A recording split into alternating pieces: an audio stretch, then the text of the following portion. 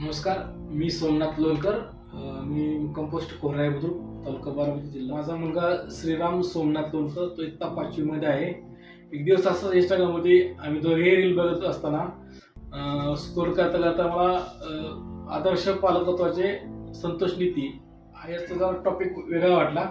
म्हणून मी जरा थोडा ऐकलं, ऑनलाईन वेबिनार अटेंड केला.